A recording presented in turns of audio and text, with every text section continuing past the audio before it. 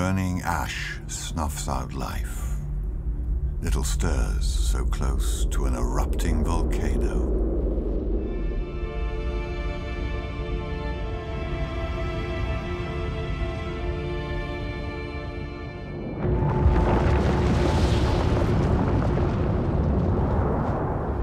The surviving animals have a choice: stay and fight or flee the wrath. Yet amazingly, some creatures are actually attracted to the disaster zone. And soon there's a new cast of characters running the gauntlet of the ash.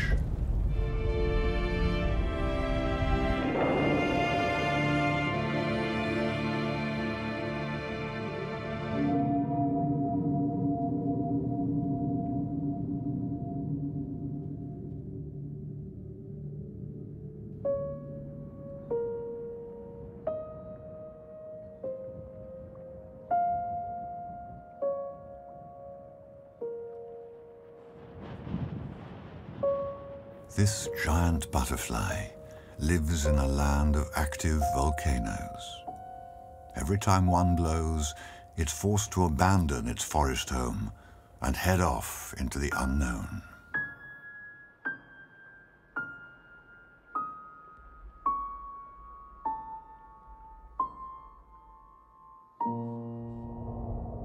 The volcano which destroyed its birthplace lies in Papua New Guinea, on an island known as New Britain.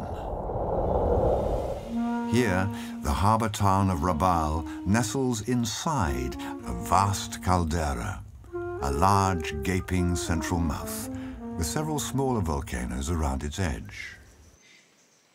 When a volcano is dormant, dense tropical forest thrives on the richly fertilized beds of ash. And fruit bats make themselves at home, resting upside down, unperturbed by the strange noises, as if they'd heard it all before. It was towards the end of the last century that this caldera first began to give clear warning signs. For years, Rabaul's dragon grumbled and hissed, suggesting that the pressure in the chamber was building up and the volcano about to explode.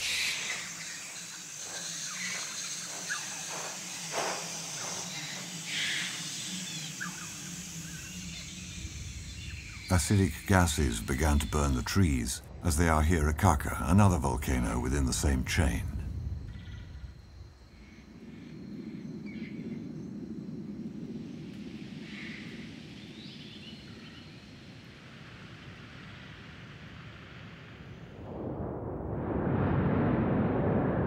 Tremors shook the ground daily. And incredibly, the land near Rabaul Harbour rose over 3 feet. Despite all these signs of the monster within, some people were reluctant to leave. Then early one morning in 1994, it finally exploded.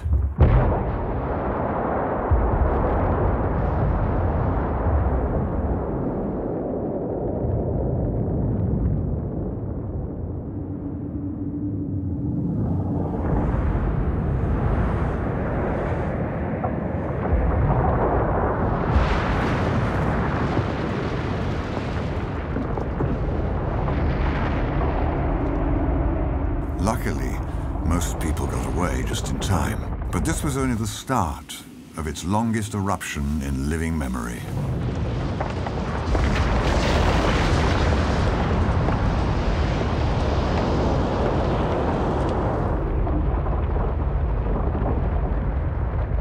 For still today, Rabaul's dragon does not sleep. It might nap for a few months, but then it blows again, raining ash down on the few stoic inhabitants still determined to live in the shadow of the volcano.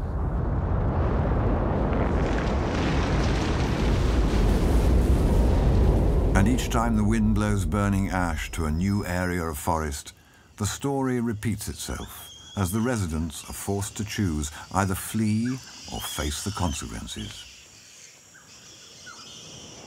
Like the people before them, these fruit bats seem reluctant to leave. night, it's easier to see why local people named this crater Tavovur, the hornet's nest.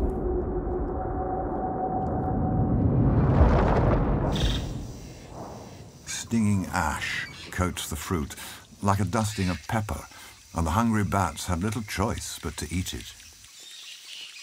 They'll be lucky if they get away with just a serious stomachache. For the reluctant bats, this is one scare too many, and like so many before them, they leave in a mass exodus.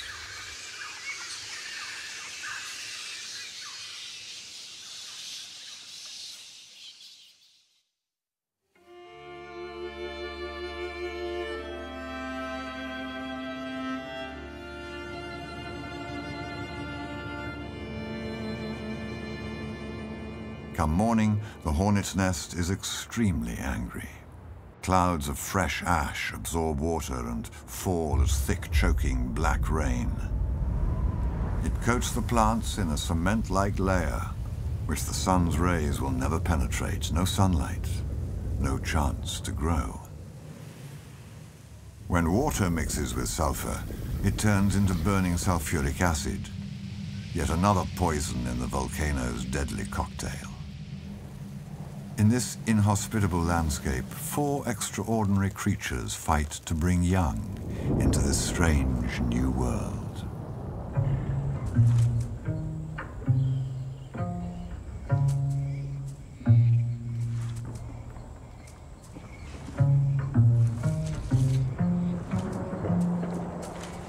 The plant it feeds on may be dying, but this birdwing caterpillar is going to keep on munching while it can. Protected by its shell, the hermit crab survived, and now it must take advantage of the new opportunities.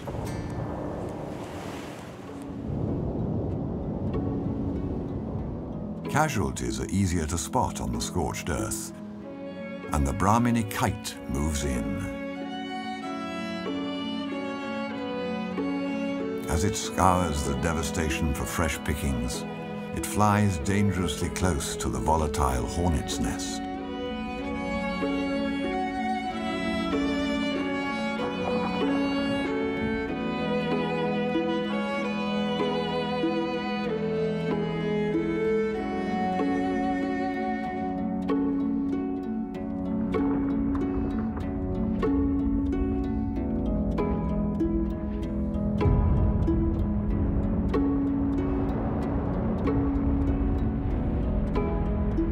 And in one of the stranger twists of natural selection, somewhere on these islands is a creature which actually uses volcanoes to give life.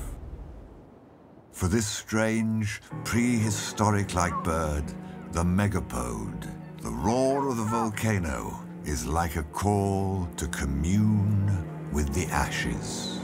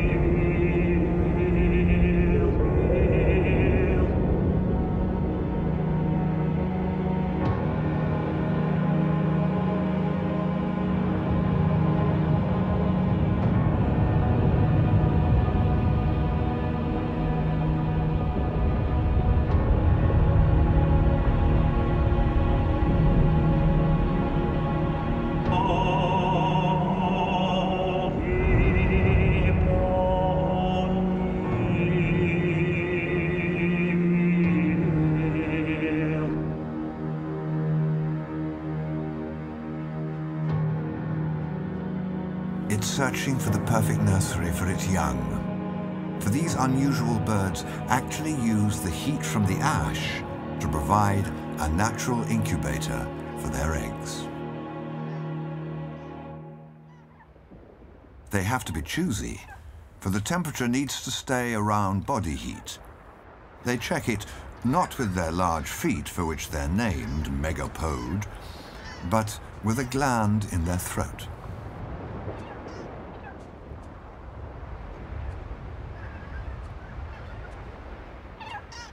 Competition is frantic. Any bird which waited for the bombardment to subside risks finding the best spots taken.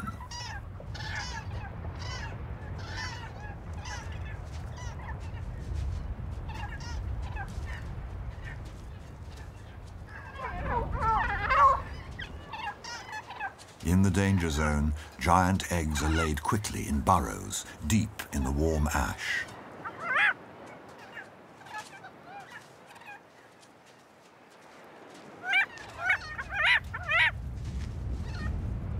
And if digging, even with oversized feet, seems too much like hard work, there's another strategy. Try removing the sitting tenant.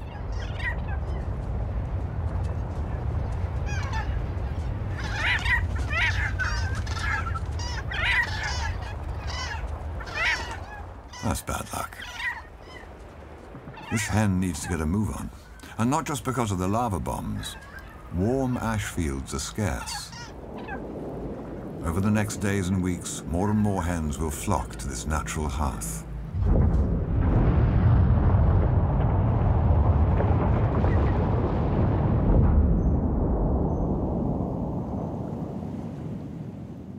Surprisingly, less than a mile away, it's just another day and a family of spinner dolphins is playing.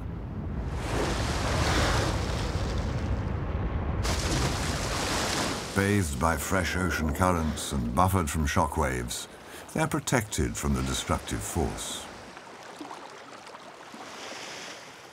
But on land, nothing can be taken for granted. A shift in the wind whips the light ash into dust devils,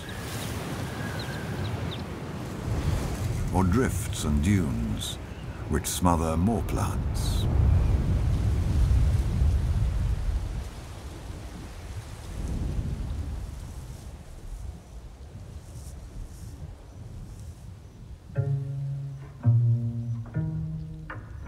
Against the odds, at least one birdwing caterpillar has survived, and now, at last, it can stop eating. It's ready to use its natural armor against the dragon and begins to weave with silk.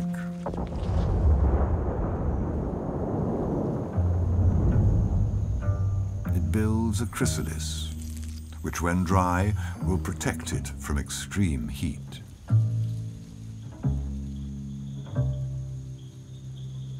Sheltered from Tavovor's rage, slowly, over several days, the ungainly caterpillar transforms into a beautiful birdwing butterfly.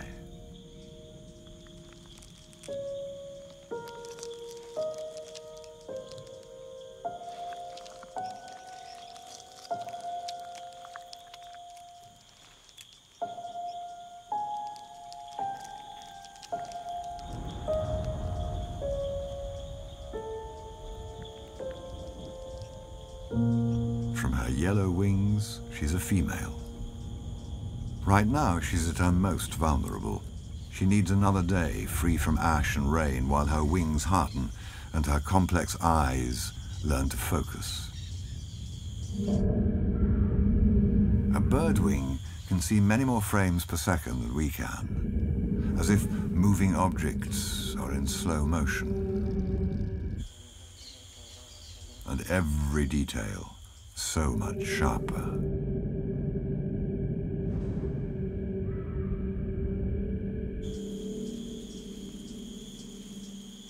Ants move in to clean up the remains of the chrysalis.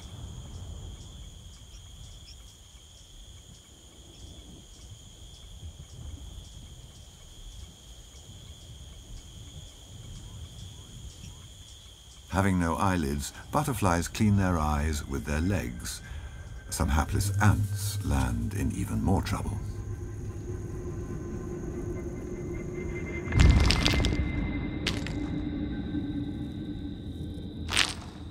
hidden gravedigger survives each eruption undercover, then gets to work quickly, building pitfall traps to catch the unwary.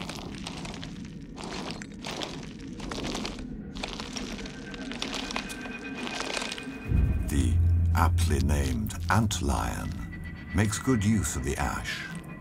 The firmer soil allows it to dig steeper, more slippery traps.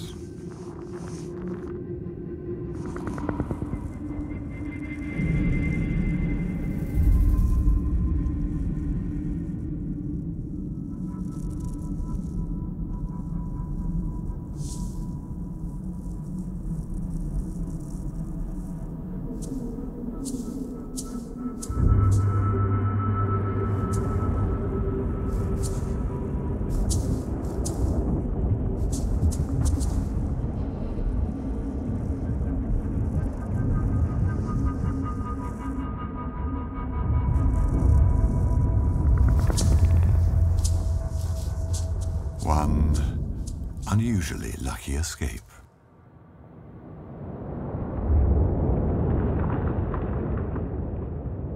A day has passed since the birdwing emerged, and the volatile hornet's nest is furious again. A butterfly needs sunlight to see and plants to feed on. But as the ash clouds rise high into the sky, they blot out the sun, masking the high-frequency ultraviolet light which butterflies use to see colors.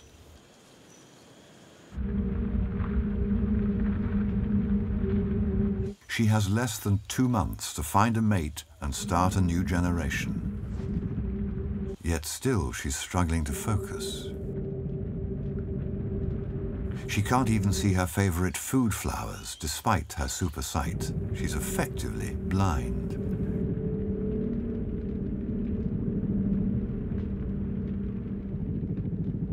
The birdwing should escape while she's still young.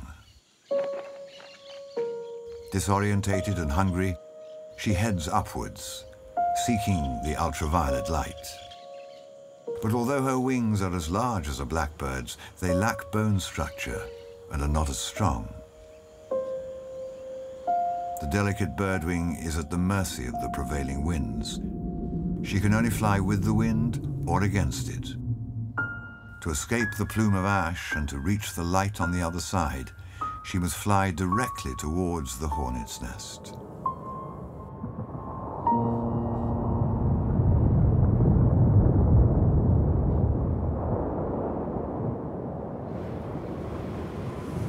All around the bay, the wind-blown ash continues to wreak havoc.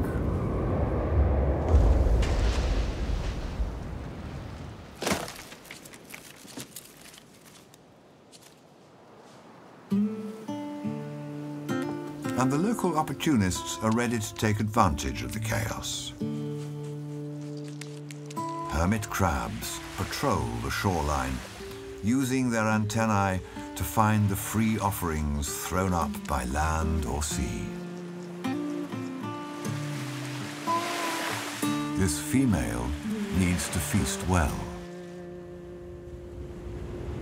For in the next phase of the moon, when the tide is at its lowest and has pulled right back from the mangrove swamps, it will be time to lay her eggs. She must leave the relative sanctuary of the shoreline and cross the dangerous, open landscape to reach low tide.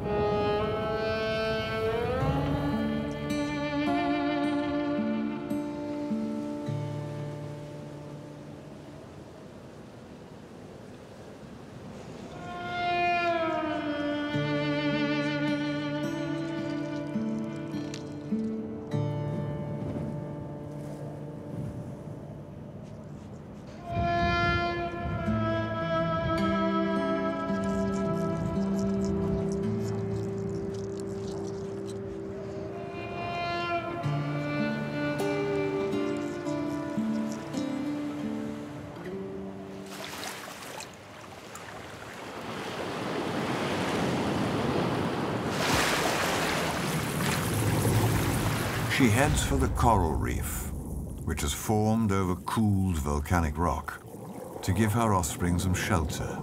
But the reef is crowded with open mouths as clownfish and sea anemones wait to greet her.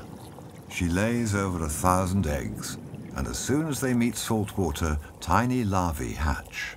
Having given them the best chance, she can't help them now. They're swept away to a life of adventure or death.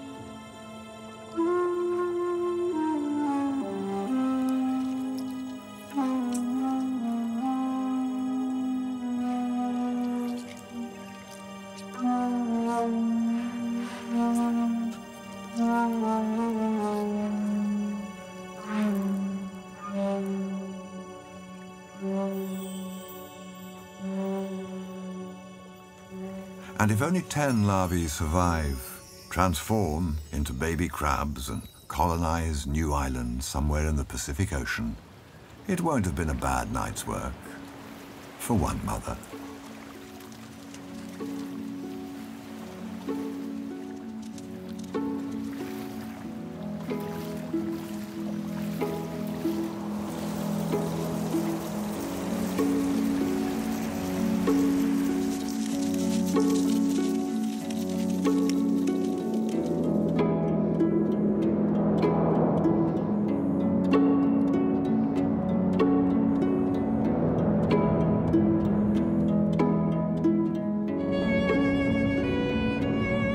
Back at Tavovo, despite the desolation, the Brahminy Kite must also breed. The male rides the superheated thermals, searching for a tree that is still standing, with a good all-round view.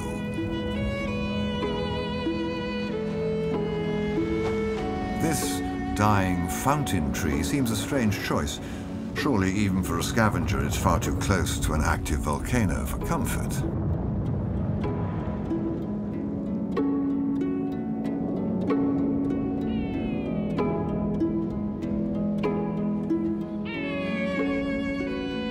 The female arrives to check his judgment.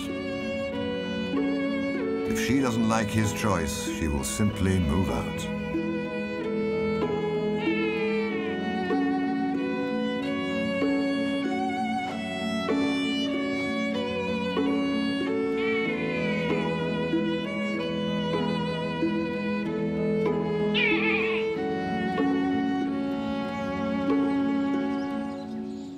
She appears to have accepted his odd choice of territory.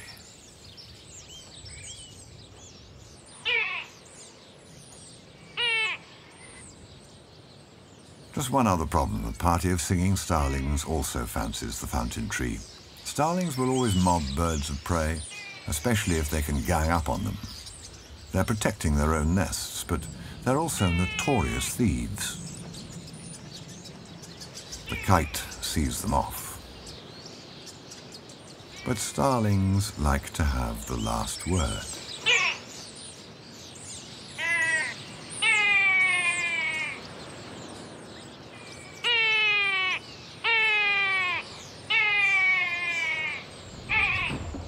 With the starlings a constant pest, one kite will need to stay on watch while the other builds the nest. They may have won the tree from the pesky starlings, but with volcanic dust blowing directly towards them, it could prove a fragile victory.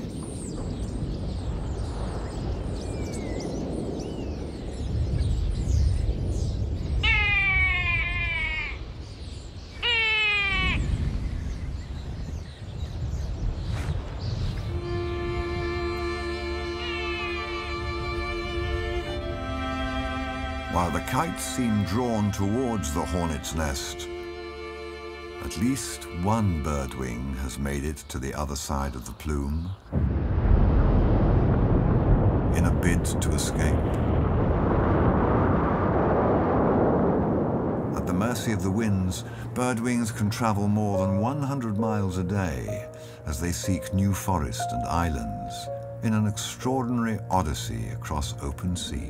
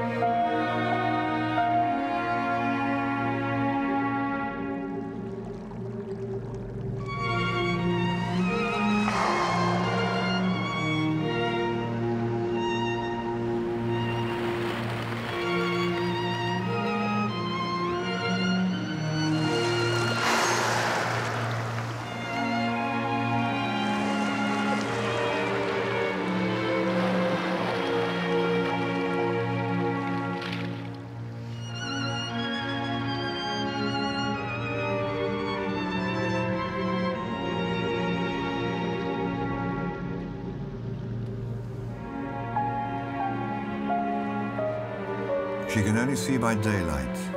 Before night falls, she must find somewhere safe to land.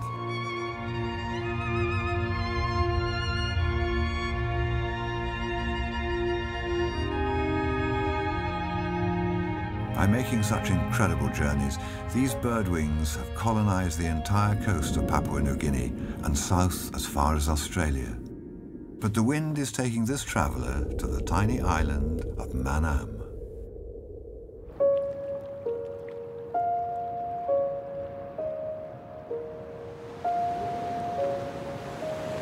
Lying in the path of the trade winds, Manam gathers wanderers from all over the world, including birds of prey, like this osprey.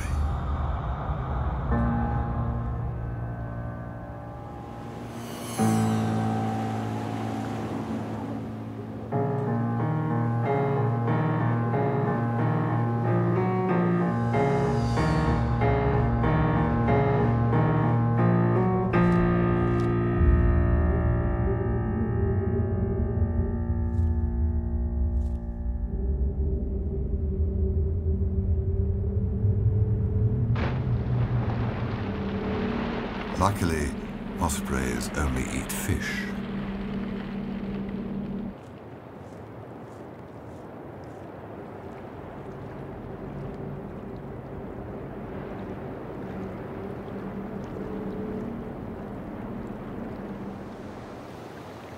With dusk approaching, the birdwing must rest.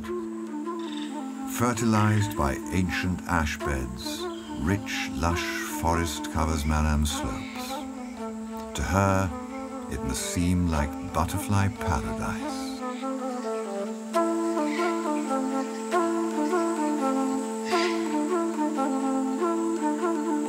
By comparison, the land around Rabaul seems like the outer reaches of hell.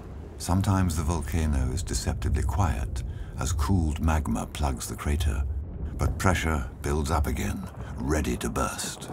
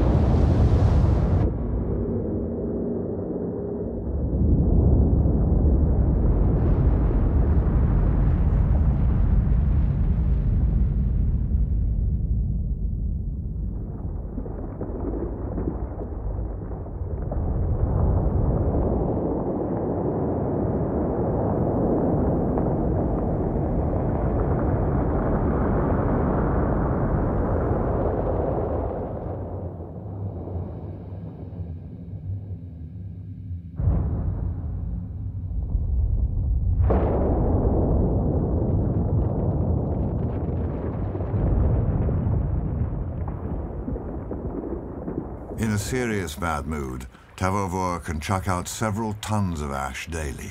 This is tough enough for the locals to contend with, but with so much debris flung into the stratosphere, it also influences the weather.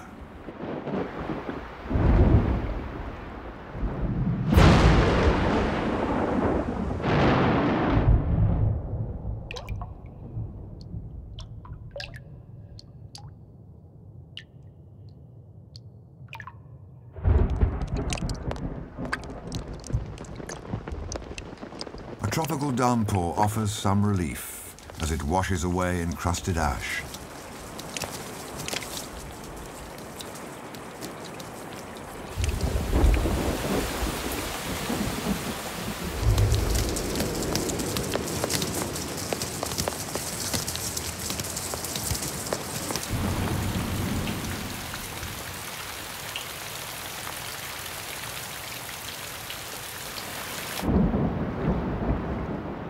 Heavy rain erodes the light ash soil, opening up new channels to the sea, allowing strange ocean predators to sneak deep inland, close to unsuspecting victims.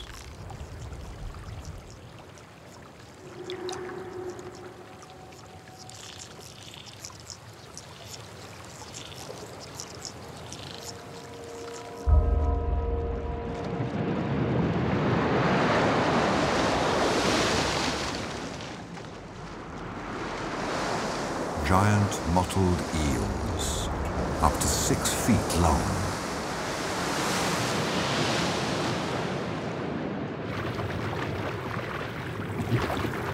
And ravenous. If they can get up enough speed underwater, the momentum will carry their open jaws right to the crab.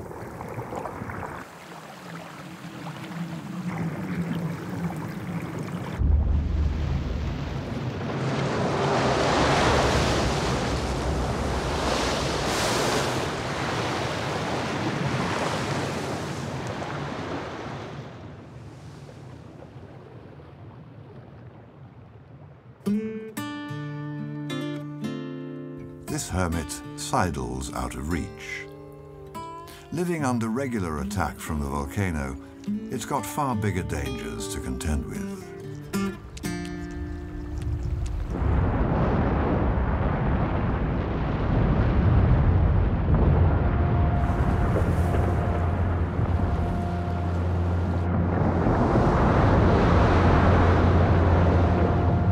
Megapodes brave the apocalypse to return and lay a second or third egg. To them, the ashen hearth is like hallowed ground.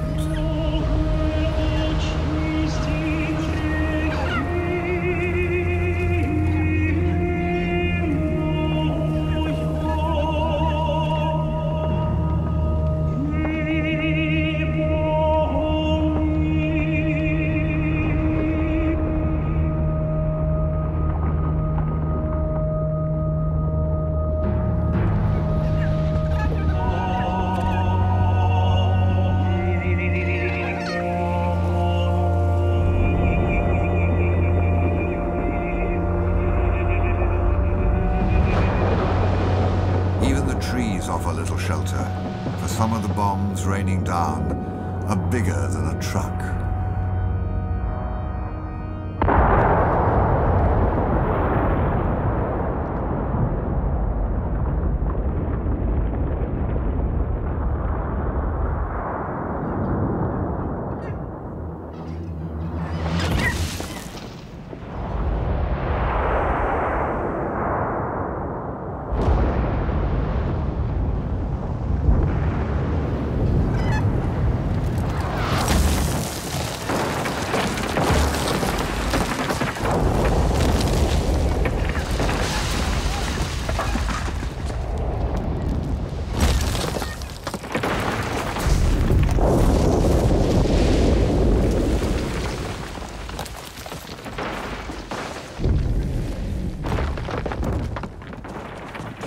Few other birds take crazy risks like these.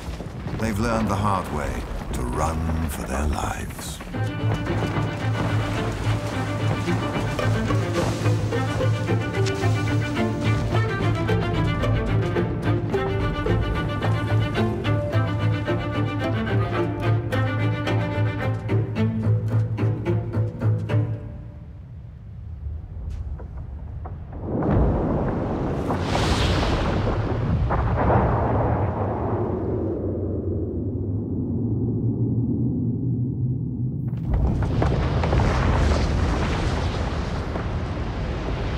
But sometimes, even for these war-weary birds, the stress is too much, and they abandon their eggs before they have a chance to bury them.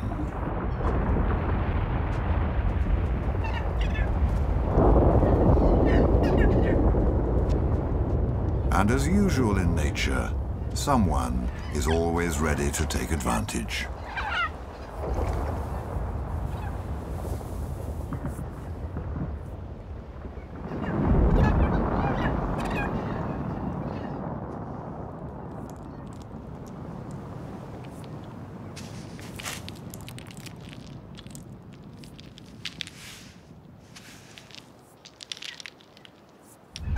She doesn't try to defend her egg against the Pacific monitor lizard, but if she's not careful, she could become the meal.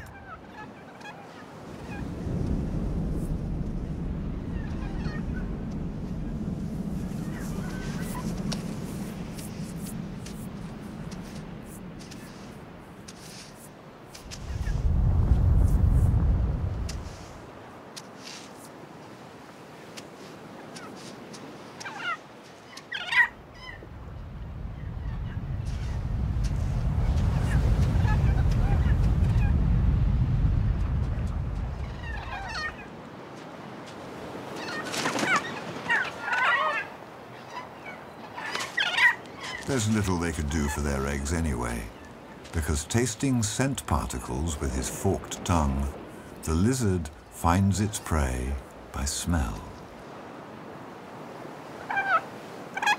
Once it has locked onto a scent, it is relentless.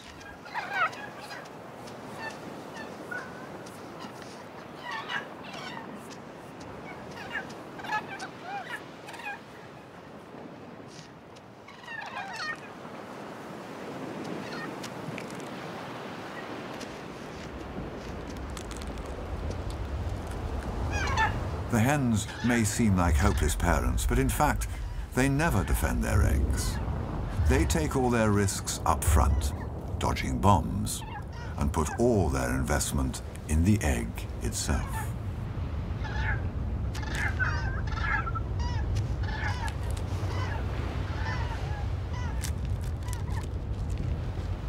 That's why these eggs are so huge.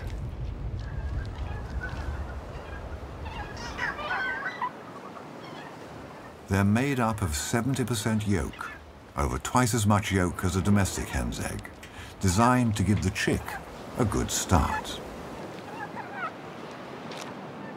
For unlike other birds, megapodes never even sit on their eggs, let alone defend them. When each egg is laid, the hens will return to the forest to feed up, never seeing their own eggs again. They rely totally on hot gases from these cauldrons to keep the ashes warm, trusting to fate that their eggs won't become hard-boiled.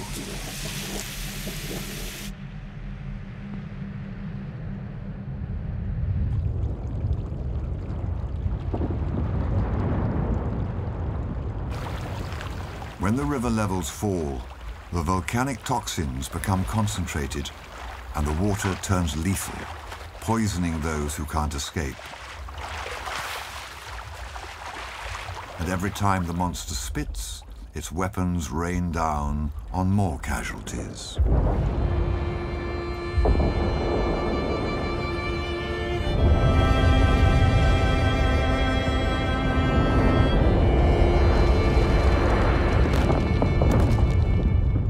Eyes that can register high-speed movement and have a large field of view, a kite can home in on the tiniest corpse, while at the same time dodging flying missiles.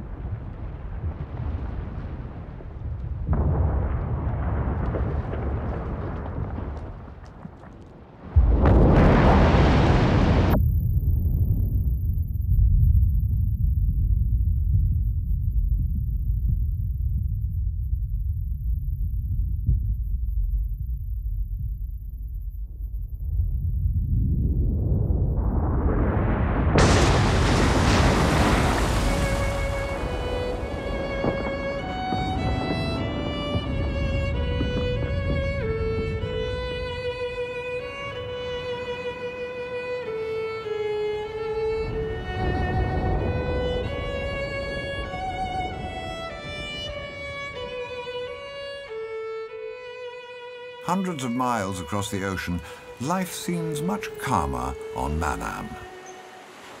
And the birdwings make the most of their short adult life. The emerald wings belong to a male, but it's his seductive scent, not his flashy wings, that should make him irresistible to a female. But first he must charm her, flying close to waft his potent scent all around her.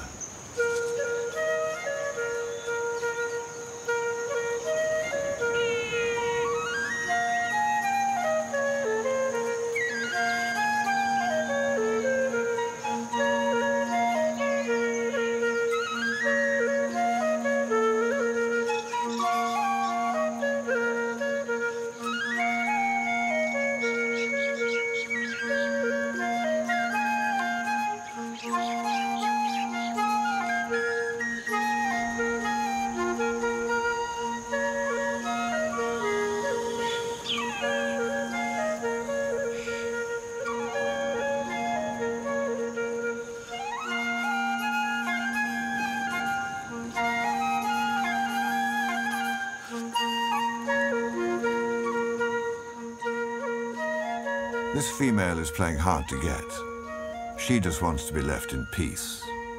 She's already mated and is searching for a safe place to lay her eggs. Of all the plants in this tropical forest, the female selects only one, the Aristolochia vine.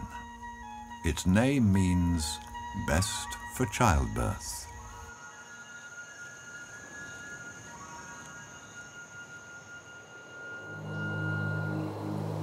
Blessed by tropical rain rather than ash, the birdwing caterpillar absorbs poisonous toxins from the vine as it feeds and secretes them onto its spines.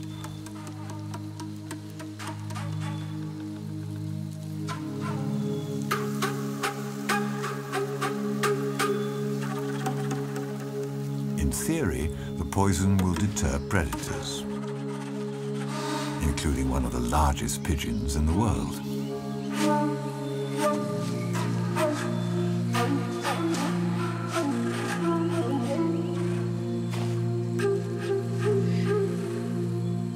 Crowned pigeons normally eat fruit, so it may not have tasted caterpillar before. Unfortunately, its beak is vicious, but as the poison begins to work, it's unlikely to try caterpillar again.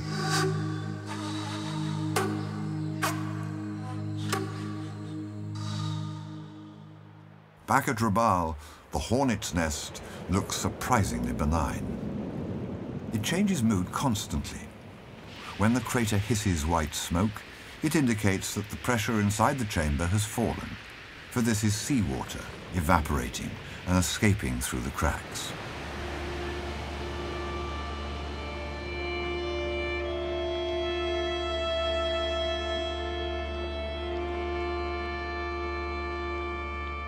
The change won't make any difference to the dolphins, but it might just signal that the fiercest eruptions are in the past.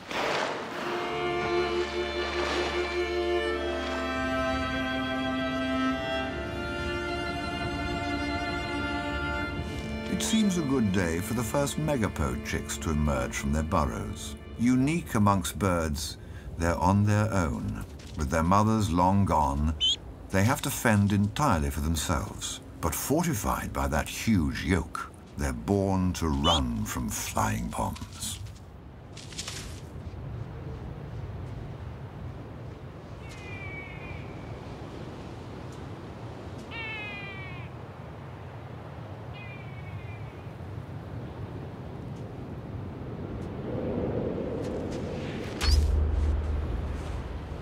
But with no parents to protect them, they're like sitting ducks for the kites.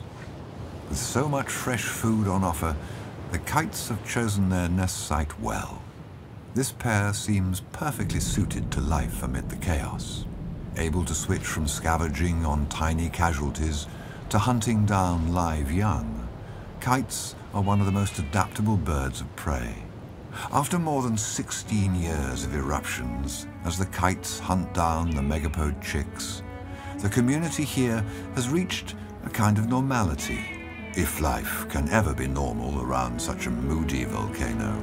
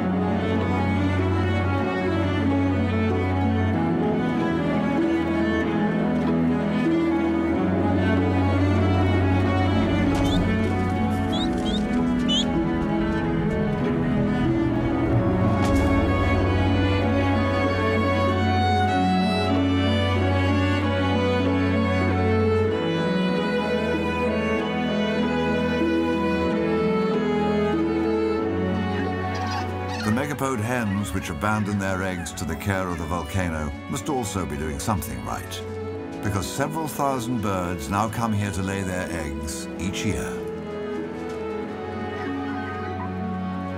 One day, probably sooner than later, the hornet's nest will quieten down and the cast of animals will change again. When it sleeps, its ashes will no longer help feed the kite family.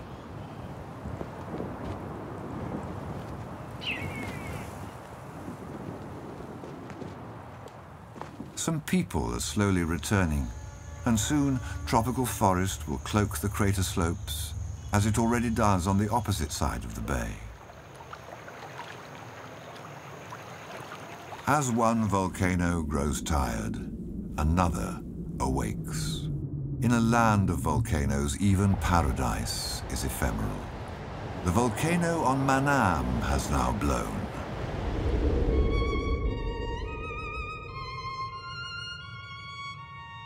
Once again, a wanderer must head into the wind.